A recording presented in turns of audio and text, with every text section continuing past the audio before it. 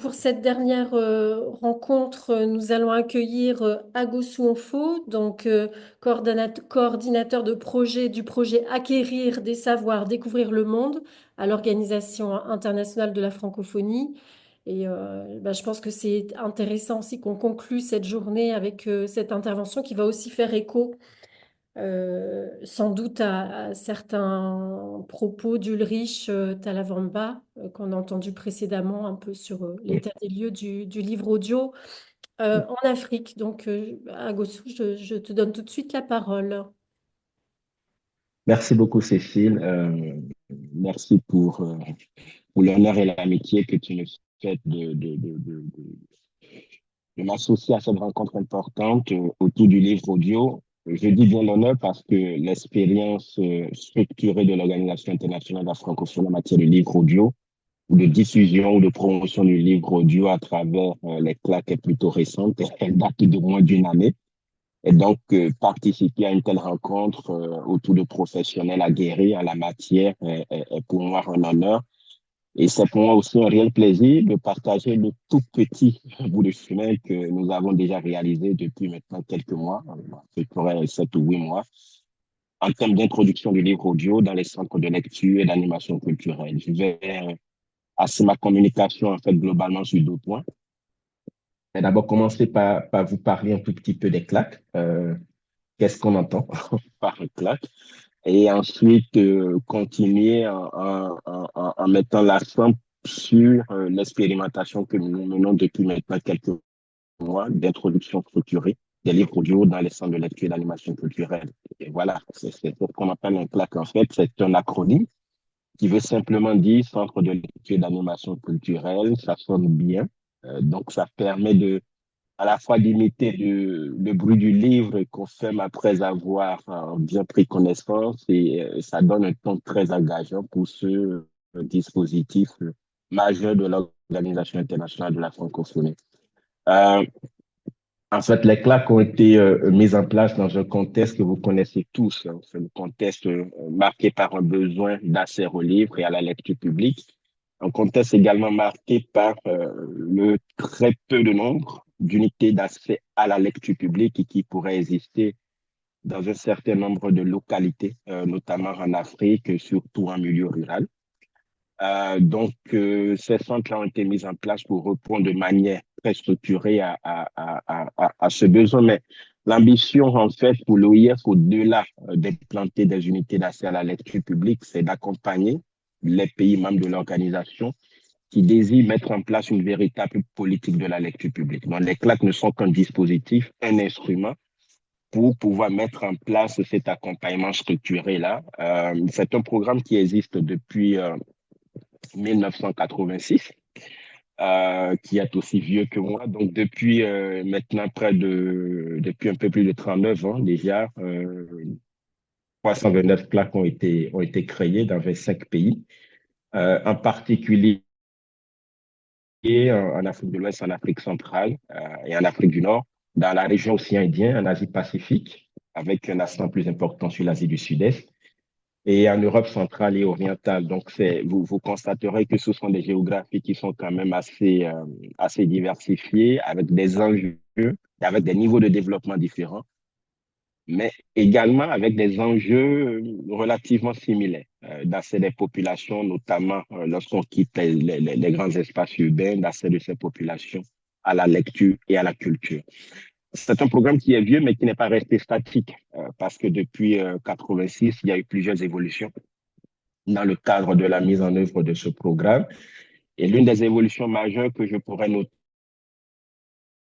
c'est l'intégration du numérique. Déjà à la fin des années 90, avec des ordinateurs fixes qu'on connaissait à l'époque, et un renforcement de cette intégration au tournant des années 2020. Et je dois avouer que la pandémie multifacette de la COVID-19 n'y est pas étrangère. Donc, par exemple, à partir de 2020, on a mis en place un dispositif appelé Boutique qui permet aux usagers des claques d'accéder à des milliers d'ouvrages numériques, mais également du contenu audiovisuel en dehors de toute connexion Internet. Donc, c'est un dispositif dont nous sommes très fiers et qui peut être déployé dans des localités où la rupture ou le gap numérique se fait sentir de manière plus importante.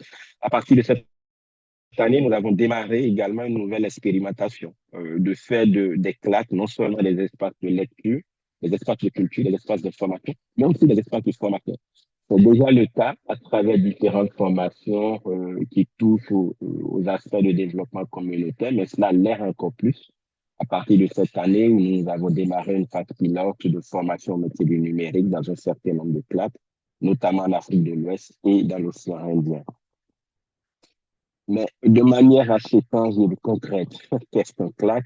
Un CLAC, en réalité, c'est un espace physique composé de deux modules. D'abord, une bibliothèque équipée de 2000 à 2500 titres, j'y reviendrai, et un espace modulable principalement destiné à des animations culturelles, mais également à des réunions communautaires. Donc, les CLAC demeurent donc des tiers-lieux qui sont implantés au sein des communautés, qui servent principalement à faciliter l'accès à la lecture, offrir un espace d'expression culturelle pour des créateurs locaux, mais également être un carrefour de toute force vive de la localité, que ce soit des associations de jeunes, de femmes, d'alphabétisation, des groupes de maraîchers, ainsi de suite. C'est vraiment un espace qui est offert à ces différents publics-là pour interagir, échanger autour des questions de développement communautaire. Le profil type du CLAC, je l'ai dit tout à l'heure, hein, c'est vraiment un instrument d'accès à la lecture publique. Mais même si on dit que le CLAC est ouvert au grand public, les statistiques qui sont compilées maintenant depuis près de 40 ans nous affichent un certain nombre de photographies. La première des photographies, c'est l'espace jeunesse du public type des CLAC, donc 80% des usagers qui fréquentent les CLAC dans tout l'espace francophone, tout pays confondu, au moins de 18 ans. 45% de ce public est féminin, donc constitué de femmes et de filles. Euh, les CLAC vont desservir des populations de taille oscillant entre 5 et 25 000. Et 50% de ceux qui franchissent les portes au quotidien du CLAC appartiennent quand même au public scolaire. Euh, Lorsqu'on regarde un tout petit peu la fréquentation d'un CLAC qui est bien implanté, bien structuré, bien équipé, c'est entre 15 et 20 000 personnes qui fréquentent le CLAC chaque année et qui donc vont accéder aux livres, vont accéder à des animations culturelles, vont également accéder à de l'information et à de la formation. Je disais tout à l'heure que le CLAC est constitué d'une bibliothèque. Je pense qu'en tant que professionnel du livre, même si c'est de l'audio, c'est ce qui nous intéresse le plus. La collection documentaire du CLAC, c'est entre 2000 et 2500 ouvrages en fonction de la taille de la localité desservie. Et ce fonds documentaire est composé d'environ 45% d'ouvrages de jeunesse, eu égard à 80% des personnes qui fréquentent le CLAC et qui ont moins de 18 ans. Il est composé aussi de 60% de fiction et donc de 40% de documentaire, pour parler de manière assez générale. Cette collection est composée en réalité de quatre types de fonds. Vous avez le fonds général, qu'on appelle encore un fonds commun, qui va offrir un large éventail de tout ce que nous avons comme diversité et richesse de la littérature dans l'espace francophone. Vous aurez ensuite un fonds pays qui sera constitué de tout ce qui est production littéraire à même de refléter la culture, la diversité des auteurs et des pratiques littéraires et qui vont traiter des thèmes qui sont pertinents pour un pays. Vous avez ensuite non seulement le fonds pays, mais je voudrais faire un lien avec le fonds régional. Donc, par exemple, pour un CLAC qui se trouverait au Togo, vous aurez à la fois un fonds pays Togo, mais vous aurez également un fonds régional Afrique de l'Ouest qui suit les mêmes critères élaborés pour le pays, mais sera pour les maintenant à la sous-région, vont recenser un certain nombre de titres qui traitent de la culture, qui traitent de la production littéraire de la sous-région. Et troisième catégorie de fonds, vous avez le fonds scolaire. Je l'ai dit tout à l'heure, environ 50% du public qui fréquente un CLAC est constitué du public scolaire. Donc, ce fonds va regrouper un certain nombre d'ouvrages qui sont relatifs au programme éducatif et qui garantissent aux élèves qui n'ont pas accès à ces ouvrages-là de disposer dans un espace l'ensemble des ouvrages à la au programme scolaire pour pouvoir étudier et se développer d'un point de vue académique. Et enfin, le dernier type de fonds, c'est le fonds pédagogique, qui est conçu pour soutenir les enseignants et qui offre différents types de ressources à la fois sur la pédagogie, sur les méthodologies et qui va les accompagner en fait dans leur pratique de formateur en tant qu'enseignant. Donc ça, c'est vraiment une première partie que j'ai voulu pour vous présenter ce qu'on entend concrètement par CLAC. Évidemment, la documentation existe de manière abondante sur Internet, notamment sur le site de l'OIS. Évidemment, à l'issue de cette discussion, je me tiendrai à votre disposition si vous souhaitez connaître un peu plus sur les CLAC. Et donc, à partir de 2023, 2022, 2023, on a commencé par réfléchir à la nécessité de faire évoluer le format sous lequel le livre était présenté dans les CLAC. Je dois avouer que dans la collection que je vous ai présentée tout à l'heure, il y a quelques titres qui vont se retrouver sous forme audio. Mais vraiment, c'est 0,0001%. Donc, sur 2000 titres, par exemple, vous aurez peut-être 2 ou 3 livres qui vont également intégrer un CD audio ou à l'époque une cassette audio. Donc, il n'y avait pas de manière assez structurée des livres audio qui se retrouvaient dans les centres de lecture et d'animation culturelle. Et depuis 2022, on a commencé la réflexion au niveau de l'OIF. On a commencé la réflexion parce qu'il y avait un certain nombre d'enjeux sur lesquels il nous paraissait important qui nous paraissait important de tenir compte. Le premier de ces enjeux, c'est l'enrichissement de l'offre de services des CLAC, parce qu'on se rend compte qu'en fait que faire évoluer les formats sur lesquels les livres se présentaient dans les CLAC devrait permettre à nos usagers d'accéder à des œuvres littéraires sous différentes formes, en fait, parce qu'ils ont des pratiques de lecture qui vont évoluer. Nous avons davantage de jeunes qui qui vont davantage écouter des podcasts et qui ne seront pas forcément attirés au premier abord par du contenu sous forme papier. Donc, introduire les livres audio nous permettait à nous d'enrichir d'abord l'offre de services des CLAC. Deuxième enjeu qu'on avait considéré dans cet exercice, c'est ce que je disais tout à l'heure, c'était vraiment le diversifier les supports d'accès aux livres. On a essentiellement encore du livre papier dans les CLAC et on en aura toujours. On a eu déjà à partir de 2019-2020 des livres sous format numérique accessibles via des tablettes, via des ordinateurs.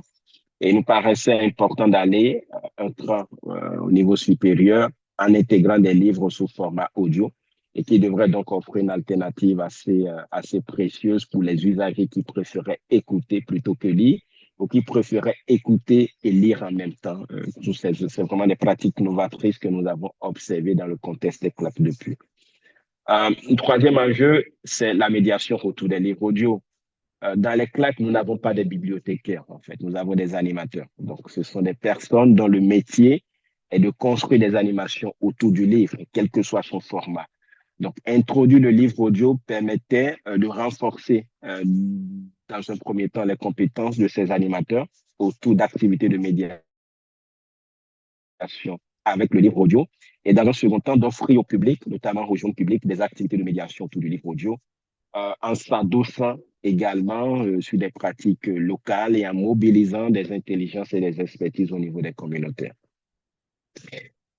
Ceci dit, comment est-ce que cela s'est fait? Une fois qu'on a pensé, qu'on a mis en branle ces enjeux, comment est-ce qu'on a construit la démarche d'intégration du livre audio? C'est d'abord une approche structurée. Et je dois vraiment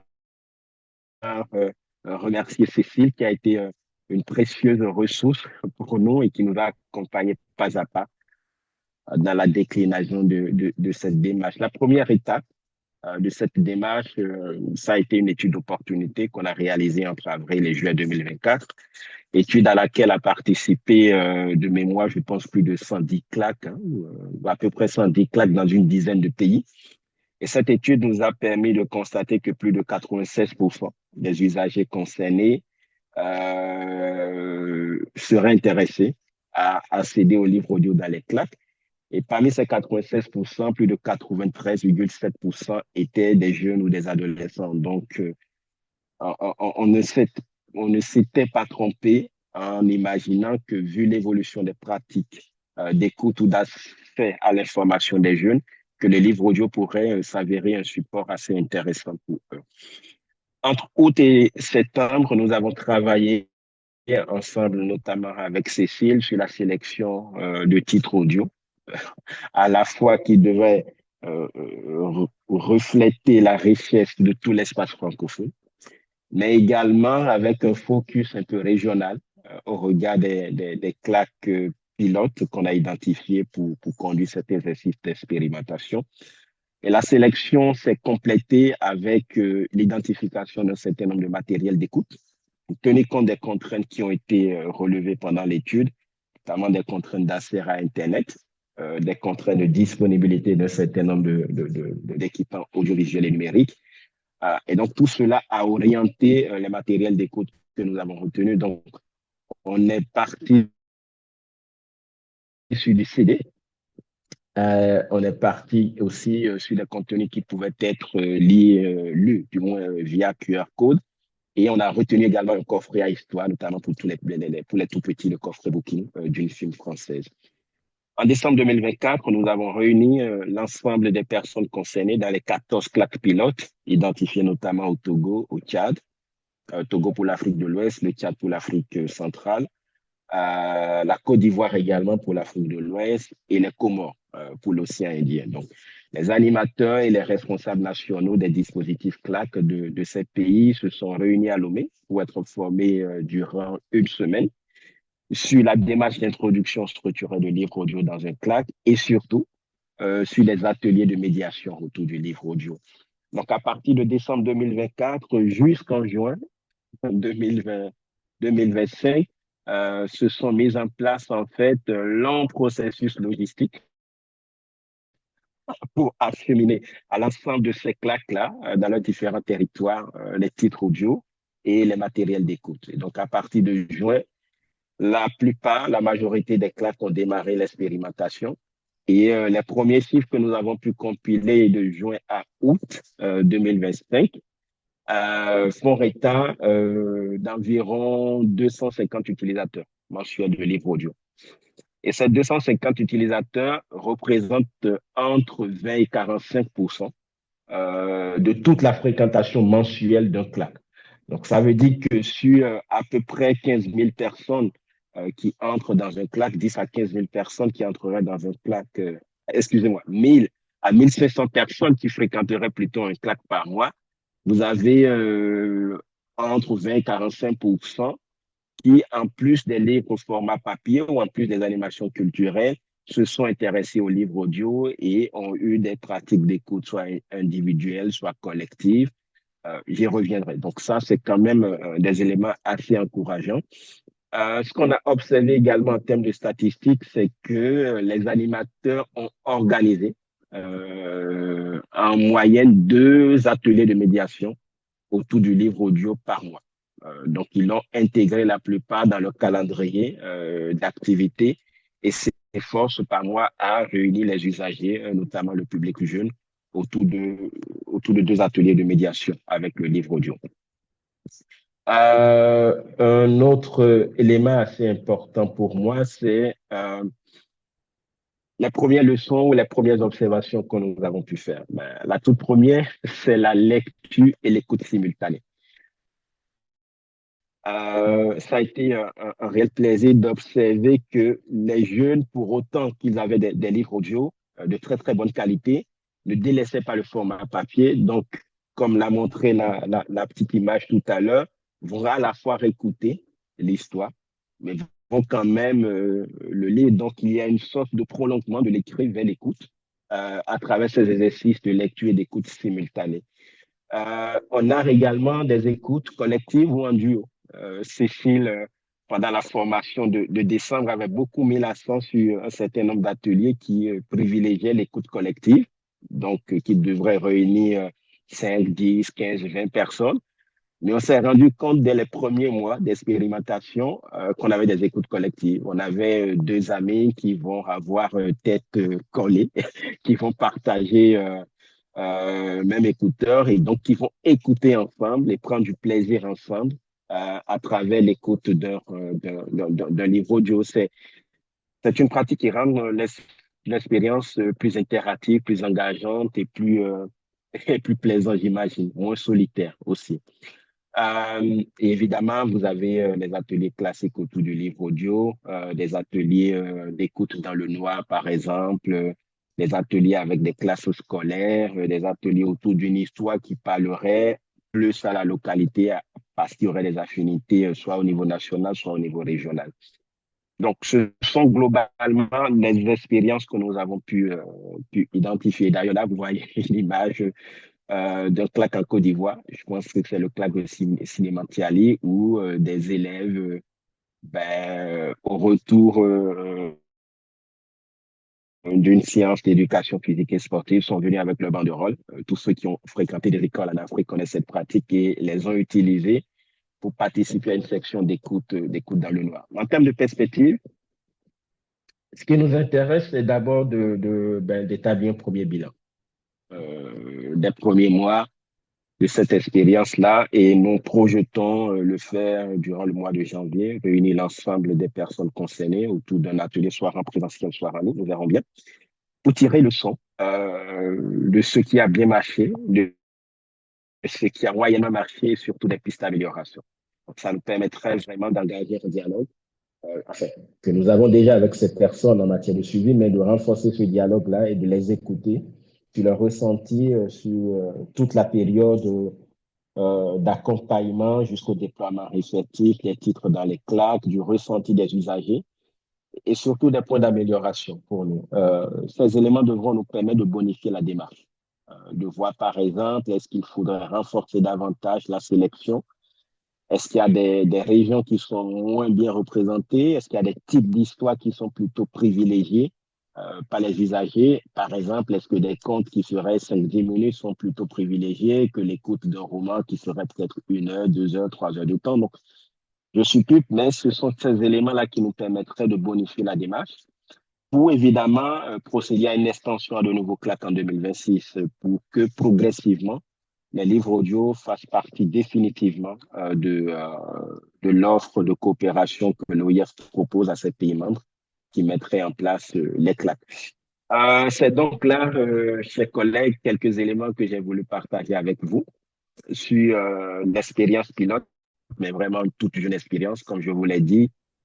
La première session d'écoute a commencé en juin, nous sommes en octobre, donc il y a sans doute fortement beaucoup de choses à appréhender encore de la part des animateurs claques et de les usagers.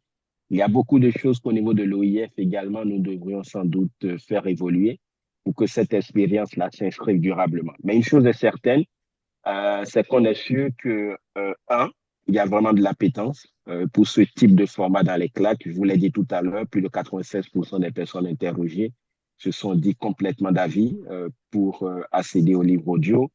Deux, quand je regarde les premières statistiques, quand même 20 à 45% des usagers des claques pour les premiers mois ont fait l'effort et ont pris plaisir à explorer les livres audio. Et quand je regarde un certain nombre de pratiques d'écoute qu'on n'avait pas forcément anticipées et qui ont fait jour dans les claques, quelles que soient les géographies concernées, des Comores jusqu'au Tchad, c'est des points pour moi qui sont extrêmement engageants et sur lesquels on pourrait sans doute s'adosser pour renforcer la démarche et pour une meilleure extension dans l'ensemble des réseaux claques. Je vous remercie pour votre aimable attention et bien évidemment, je me tiens à votre entière disposition pour prendre connaissance de vos observations, de vos commentaires. Et évidemment, s'il y a des questions, je me ferai un devoir d'y répondre. Merci beaucoup, une fois de plus, pour l'écoute. Merci beaucoup, Agossou. Alors, n'hésitez pas à partager vos questions dans le chat, mais d'ores et déjà, on a une question de Freddy Kabeya qui a évoqué tout à l'heure l'organisation du Salon africain du livre audio Les Afrodibles, dont la deuxième édition aura lieu à Kinshasa en février 2026. Et voilà, qui posait la question de savoir, comme au regard des spécifications qui viennent d'être formulées s'agissant notamment du public des claques, comment est-ce que l'OIF ou les claques, dans le cadre de la programmation, pourraient être présentés. Voilà. Avant de répondre, je dois d'abord m'excuser auprès de Freddy. Il m'a envoyé un ou deux courriels et je n'y ai pas encore répondu. Je voudrais vous rassurer, Freddy, j'ai bien reçu les courriels. On est une toute petite équipe qui est réduite à ma seule personne au niveau de la coordination des claques. Cécile en sait quelque chose. Donc, je vais y répondre. J'ai lu les courriels. Je suis même allé sur Internet pour regarder un peu les éléments de cette rencontre. J'avoue que moi, ce qui m'intéresserait vraiment, et j'en ai parlé un tout petit peu avec Cécile hier, oui, je pense hier, c'est vraiment comment est-ce qu'on arrive à enrichir la sélection de titres au niveau des claques. Parce que, euh, imaginez, hein, dans un claque, vous avez environ 2500 livres. Et la sélection de titres audio qu'on a fait, Cécile, de mémoire, ça devrait tourner autour d'une cinquantaine.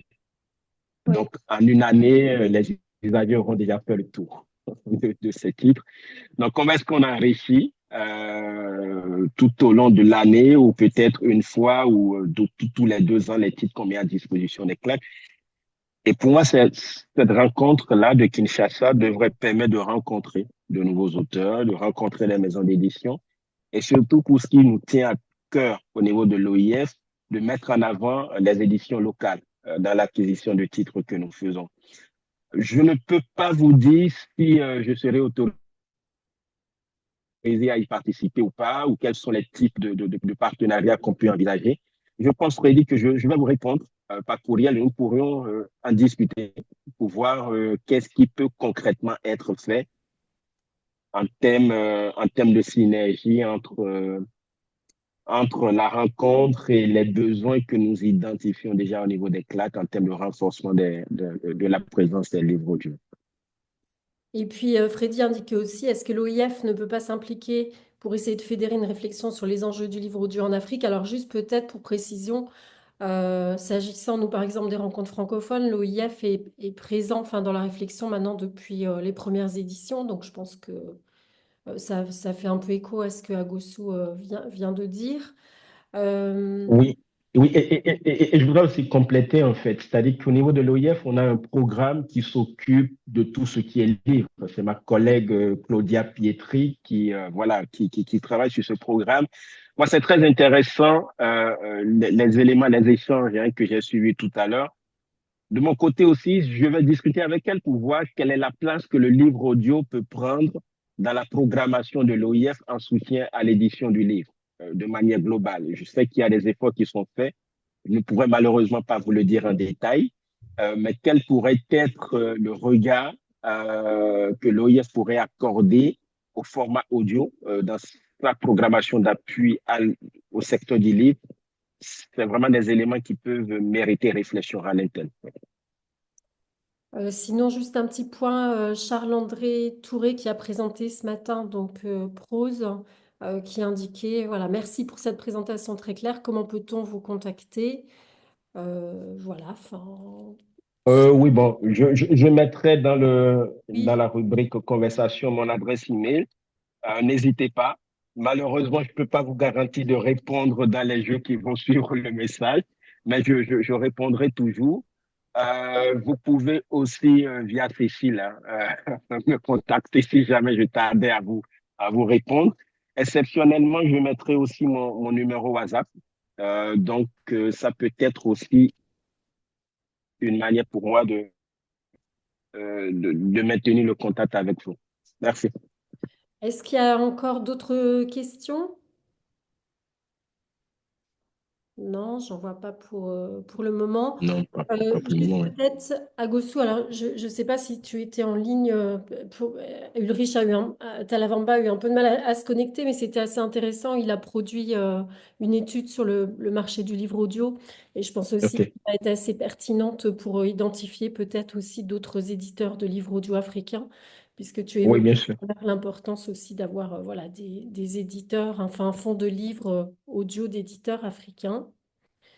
S'il n'y a pas d'autres questions, on va s'arrêter là pour aujourd'hui. Un grand merci en tout cas pour cette présentation et ce premier bilan qui est plutôt encourageant sur l'intérêt voilà, des publics en Afrique pour ce support. Mm, Et donc à mm. suivre, j'espère qu'on aura tous l'occasion voilà, de nous retrouver aux prochaines rencontres francophones du livre audio en 2026, qui normalement cette fois devrait être en présentiel. L'occasion aussi voilà, d'échanger sur tous les sujets qu'on a abordés depuis ce matin et bien d'autres. Donc un grand merci à tous.